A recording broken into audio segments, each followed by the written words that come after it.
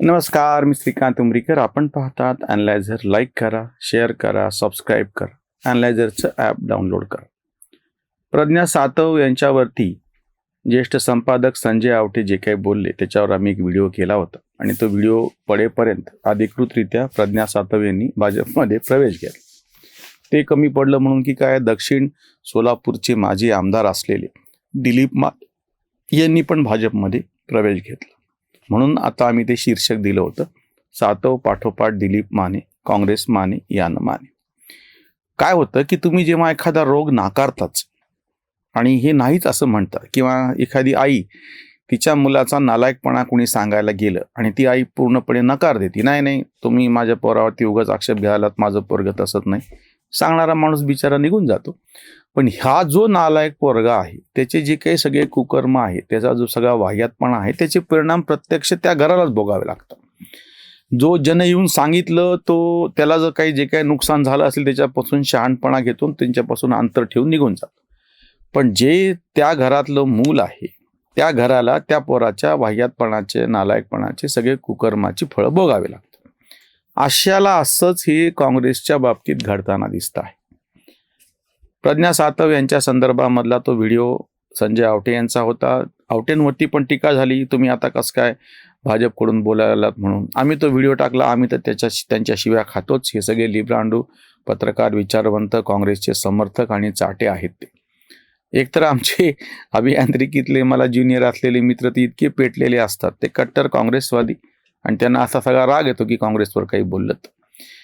पण त्यांच्या हे लक्षात येत नाही की ह्या सगळ्यातून आम्ही बाजूला ठेवा, आम्ही बोलणारे काही कोणी फार मोठी गोष्ट नाहीये, पण ह्याच्यामुळे प्रत्यक्ष नुकसान जे काँग्रेसचं होतं आहे, काँग्रेस कार्यकर्त्यांचंच होतं आहे. ज्या सातव घराण्यांमध्ये कित्येक वर्षांपासून सत्ता होती, त्या सातव घराण्यांतले पुढची पिढी कुठल्या तरी कारणानं नाराज असेल, तिचा संपर्क राहिला नसेल नेतृत्वाशी, तर ही कोणाची जबाबदारी आहे? ते त्यांच्या स्वार्थासाठी भाजपमध्ये गेले असे आपण थोड्या वेळासाठी मान्य करू. प्रज्ञा सातव यांची वकिली करायला मी इथं बसलेलो नाही. पण हे कोण उत्तर देणार आहे? एक सातव तुम्ही म्हणता, आता दुसरे दिलीप मानेंचं प्रकरण समोर आले. सोलापूर जिल्ह्यामधून काँग्रेस ज्या पद्धतीनं उद्ध्वस्त झाली, म्हणजे सुशील कुमार शिंदे सारखा केंद्रात मंत्री राहिलेला, राज्यात मुख्यमंत्री राहिलेला नेता, तो आपल्या जिल्ह्यातले काँग्रेस जन थांबवू शकत नाही. किंवा याच हिंगोलीच्या बाजूला नांदेड मतदारसंघामध्ये अशोक चव्हाण, त्याचे वडील शंकरराव चव्हाण, हे सगळे ते मुख्यमंत्री होते, हे मुख्यमंत्री होते, केंद्रात मंत्री होते शंकरराव. तर अशोकराव आता खासदार आहेत, आता ते भाजपमध्ये गेलेले आहेत.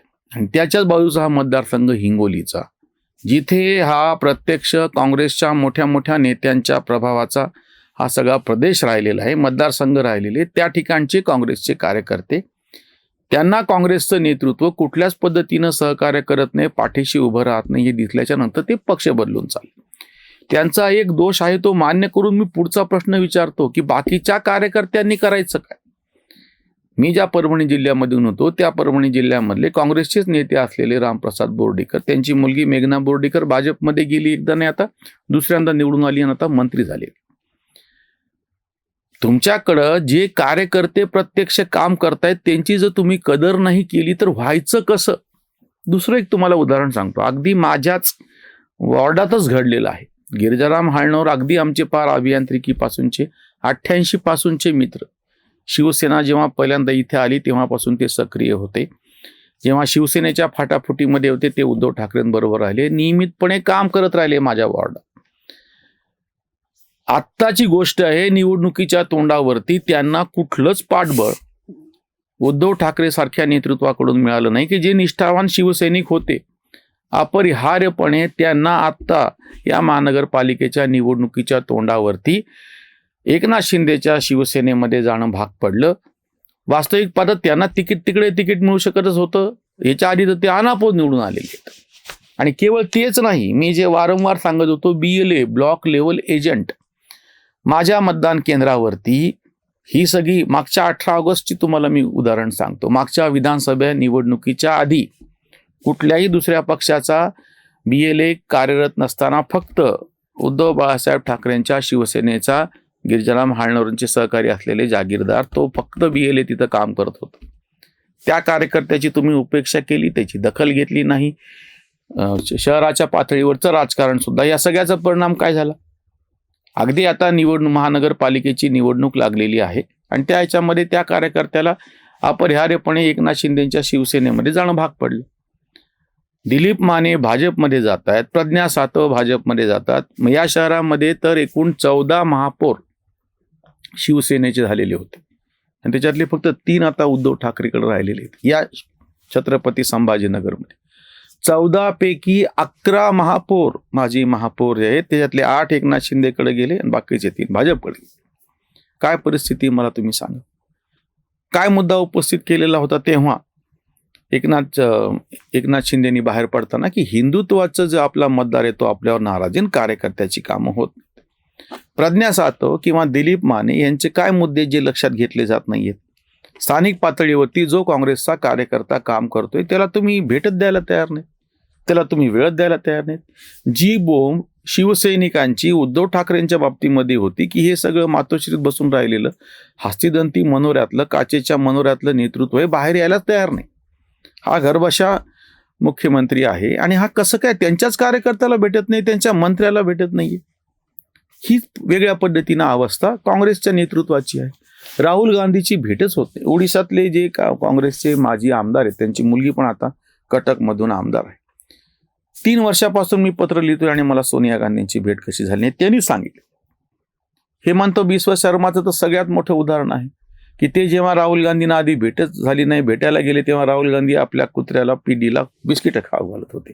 ह्यांना सांगितलं की ती प्लेट त्याच्यापाशी दे म्हणून. म्हणजे हे समोर एक माणूस बसलेला आहे जो तुमचा इतका मोठा कार्यकर्ता आहे. तो तिथे तरुण कार्यकर्ते होते तेव्हा, तर त्यांची उपेक्षा केली. काय परिणाम झाला? ते उठले, भाजपमध्ये निघून गेले. ती एकच म्हणले, मला काहीच नको, मला फक्त भाजपचा, काँग्रेसचा पराभव करायचा. त्या अर्जुनासारखं मला फक्त पक्षाचा डोळा दिसतो. फोडला त्यांनी तो डोळा तशा अर्थाने. केवळ आसाममधून नाही, सगळ्या पूर्ण ईशान्य भारतातून काँग्रेस वॉशआउट करून दाखवली गेल्या 11 वर्षात. ही परिस्थिती. अजूनही हे जागे व्हायला तयार नाहीयेत. राजकीय कार्यकर्त्यांचं तर मी समजू शकतो, ते कधी रात्रीतून बदलतील, असं पक्ष जातील वगैरे.